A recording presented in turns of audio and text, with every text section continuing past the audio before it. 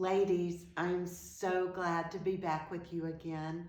I know that we were looking forward to being together. I certainly wish that we were all here together in the room and we were able to share our stories.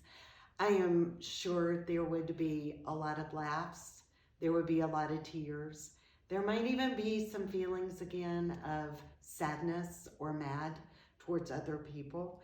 We titled this particular breakout session, Oh, the Things People Say, because when you go through these experiences, we have all found people can say the craziest, most ridiculous things sometimes. But I found out too that that is something that we need to be able to talk about together.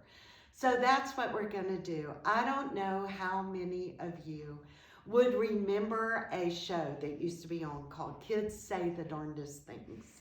When I was a little girl, and as you can tell, that was a long time ago, I looked it up on YouTube, and the host of the show then was Art Linkletter, if you remember that name. Some of you will remember it when Bill Cosby was the host. It's still on YouTube if you want to go back and look. But the great thing about that show was because children are so emotionally immature, as they should be, they will come out with things that are so true sometimes, or just exactly what's on their mind. So with that as a backdrop, I want to tell you a story from my own family. When my children were little, the older two, Morgan is my daughter, the oldest, she was 4 years old, and James, my son that's in heaven now, was 2. We were working together in the kitchen, and I was helping them, they were helping me make pimento cheese. And y'all, those were in the days when cheese did not come in bags of grated cheese. You grated it yourself.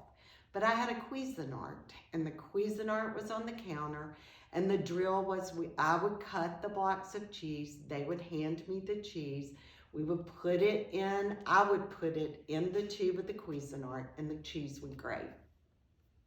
So as we worked along that day, James, 2 years old, slipped his hand in and ran his hand down in the feeding tube, and of course, the top of the shredder shredded up the top of his little fingers. It was a traumatic, bloody, dramatic scene. I jerked him up, wrapped his hand up in a paper towel, in a dish towel. We jumped in the car, and Morgan, who's 4, grabs her little blankie and sticks her thumb in her mouth, and we're tearing off to the pediatrician. We're riding along, and I'm consoling James. Their dad's driving the car. And Morgan looks up between the hard pumps on her thumb and rubbing her blanket, and she says, I'm just so glad it isn't me.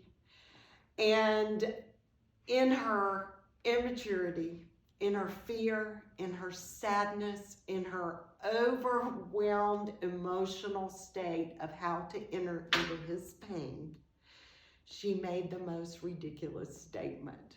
It was all about her at that moment. And y'all, I'm going to be honest with you. In the last 10 years, whenever I hear that somebody has lost a child, and I know the pain and I know the road that is ahead of them, I find myself also thinking, I'm just so glad it isn't me this time. It is a hard place for other people to enter into our pain and our depth of sorrow with grace and with wisdom and with sensitivity. Our culture, our training, our background, our theology, so little has equipped us or prepared us to be able to meet people in this difficult place. Over the last 10 years, the thing that's probably helped me the very most is the perspective that time has given to me.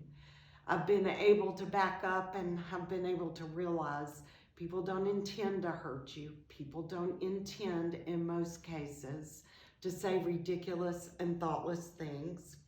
But I do know that this is a topic that can become a huge stumbling block to your healing and your broken heart. So that is really why I wanted us to share, not so that we could sit around and talk about the crazy things people said, and that's such a temptation to do, but really so that if possible, I can help you with just the experience and the things the Lord has shown me with removing that stumbling block so that you can move forward on your journey for healing. You know, I found that there were people that I thought for sure that I could depend on and lean on were completely absent. They took themselves out. It was such an uncomfortable and painful place for them to be. Unfortunately, I found that extended family fell flat in a lot of places along the way, and that was very painful. There were other people that crossed boundaries and inserted themselves in my life. They demanded things from me that they had never even earned the right to have, and those boundaries had to be drawn around those people. Grieving is so grueling that I will admit I found myself so vulnerable and so raw that I was very easily offended. I'm not sure I would have considered myself an overly sensitive or hypersensitive person, but looking back, I can see, of course I was sensitive. My heart was like it had been through that Cuisinart shredder. And anything and everything, I'm sure conversations with me and sitting with me at times probably felt like a person was picking their way through a landmine, and they never knew what might make me blow. And by blow, I mean go quiet, go into a shell, not necessarily get angry. That was not my response. Shut down though, or just withdraw, begin to cry, begin to weep, not answer my phone. All of those things were just indicators of how sensitive and crushed and hard it was for me at that time emotionally. But I will tell you, there were a few instances that took place that were so outrageous that if we could all put together a book, a handbook of things not to say or do, it would probably be very, very helpful. But unfortunately, a few of those things took on a life of their own for me. And the best way I can describe that, and I'm not proud of this at all, but I think maybe many of you will identify with this. I took some of those inappropriate and unfiltered, thoughtless, even in some cases mean, cruel words, and I clutched onto them. And I drew them really close to my heart. It was almost like I began to nurse them and nurture them. I would pat the wound, and I would rock the pain, and I would nurture that story and that painful comment in my mind and in my heart. And I mean, that offense grew, that offense thrived, and that offense got really too big to still be latched onto me. And I found out that I was carrying a burden and carrying a weight and carrying something that was becoming such a hindrance to my emotional and my physical and my spiritual well-being. It was exhausting and it was draining, and energy that needed to be spent on pressing into God and allowing Him to heal me was being hindered and was being blocked. You know, you can only be offended if you allow yourself to be. So what I really want to share with you is just a list I made of practical steps that I hope will help you begin to wean that offense and allow you to grow and to thrive and to just continue to move forward. Grieving and mourning are necessary. Grieving and mourning are God's time-appointed healing. But bitterness and resentment are the weeds and the brambles and the thorns that choke out the good things that God wants to do in our lives through grief. So as I share these with you, this is what I want to say. They're not just my experiences. I'm not trying to tell you that I've reached a place. What I want to share with you is that if there's anything to boast about, it's to boast about what God has done, what God is continuing to do, and what God wants to do in your life. The first thing I'm going to tell you that I found to be really helpful is to just confess it. Confess it to the Lord. It's not pretty to say, I'm bitter, I'm resentful, I'm nursing an offense, I'm hypersensitive, and I'm fragile. You know, our culture tells us we're not supposed to ever be needy. And even though we're needy, and our whole problem with other people sometimes is we resent that they aren't acknowledging our need. The flip side of that coin is we do not like to admit that we are needy people. So I think it really helps to just confess, I'm needy. I know I'm needy, and Lord, I need you. I've looked to other people. Maybe ask yourself, have you placed unfair expectations on somebody else? I don't know how many times I've looked at someone that sits in the same place you do, and we've looked at each other and said, they don't get it. They don't get it. And we're putting down our friends or putting down our family or dismissing someone because they don't get it. And you know what? They're not supposed to get it. We're glad they don't have to get it. I'm so glad it isn't me this time. And they don't get it. And if they did, then we need to be entering that space with them.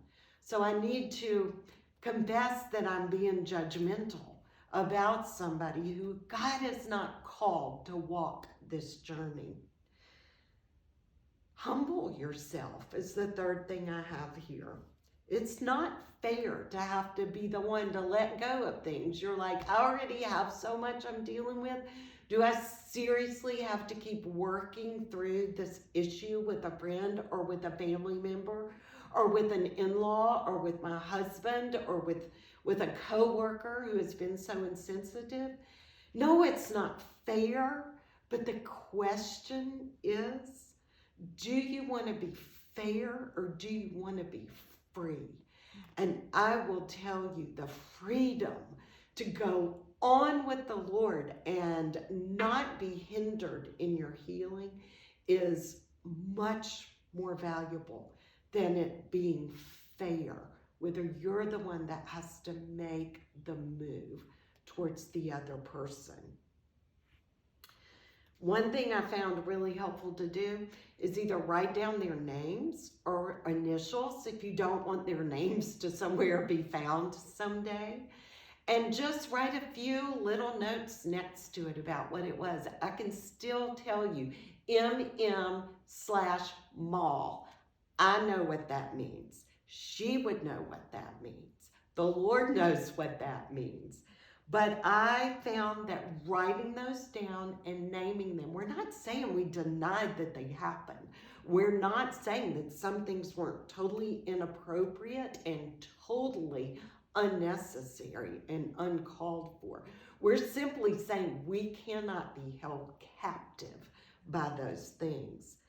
After you write down those, I'm going to tell you that the hardest but the most significant thing maybe is you just forgive them. You simply call their name and say, Lord, I want to forgive them for the hurt that they've inflicted. Yes, they poured salt in my wound.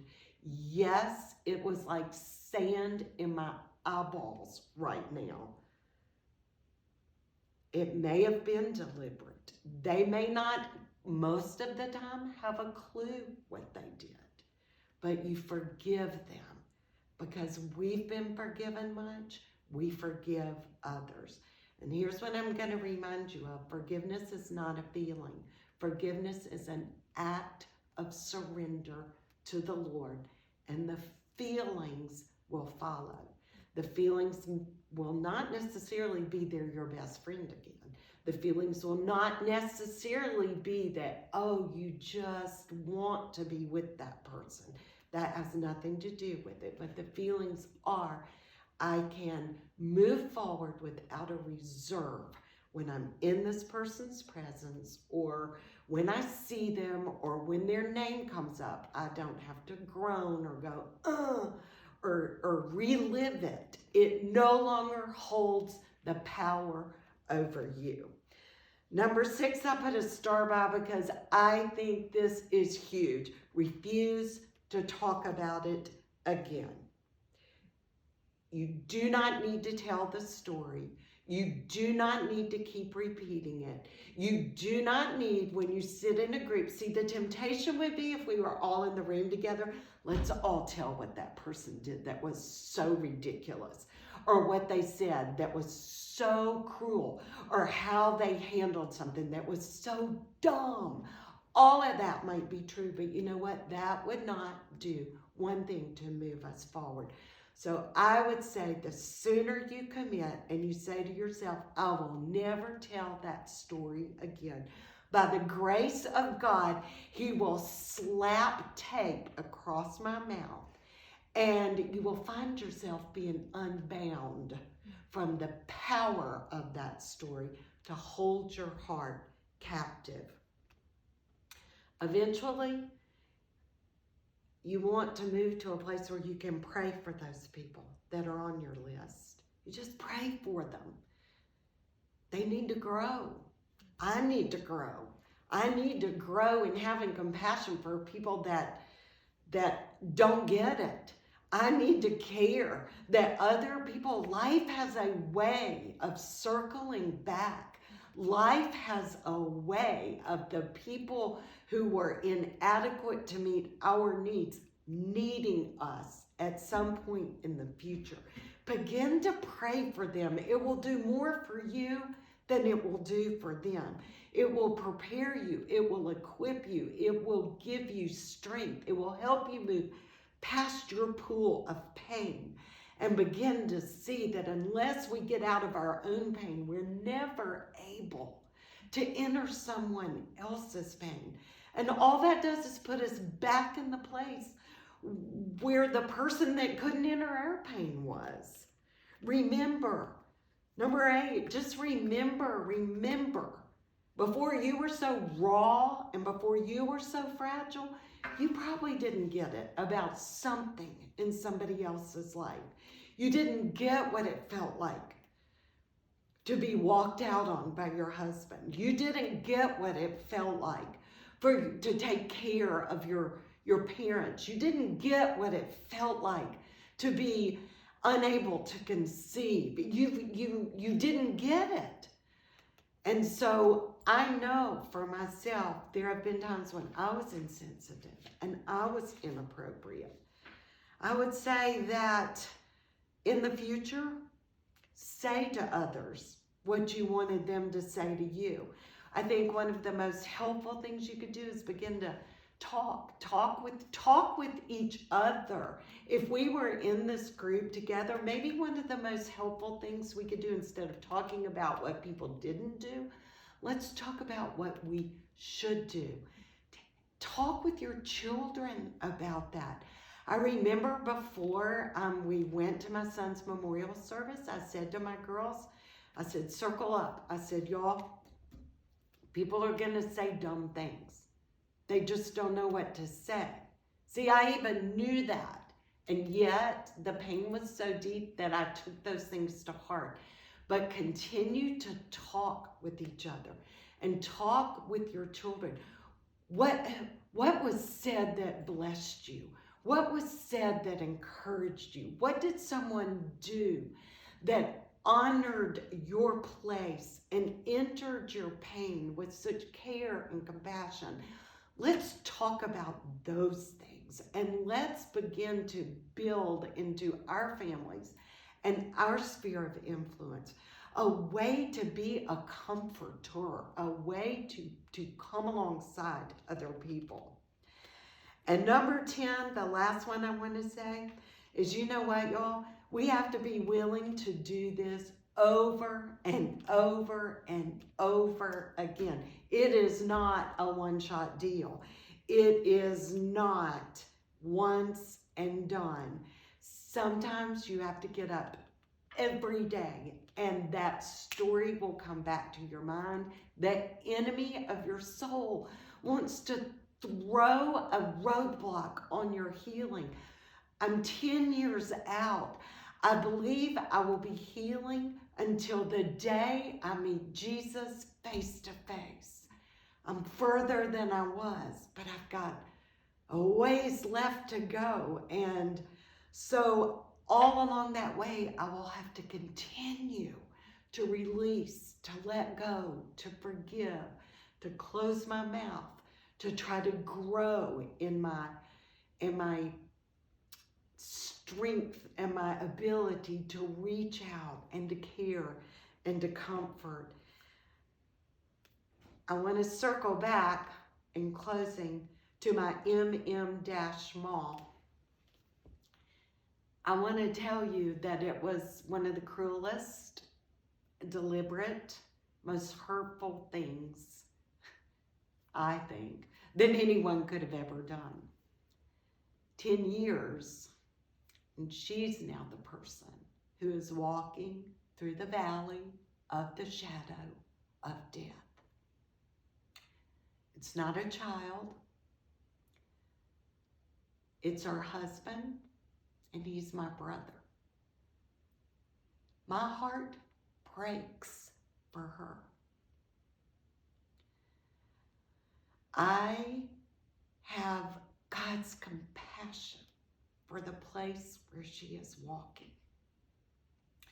Not because I'm a bigger person, not because I'm a better person, but because by the power of the Holy Spirit, He has shown me that this is how I heal. So I'm going to leave you with just this one simple verse. I hope these things have been challenging, and I hope that this little session is a blessing. And if you take one thing and you're able to use it as you go forward, I will be so grateful for the chance to spend this time with you.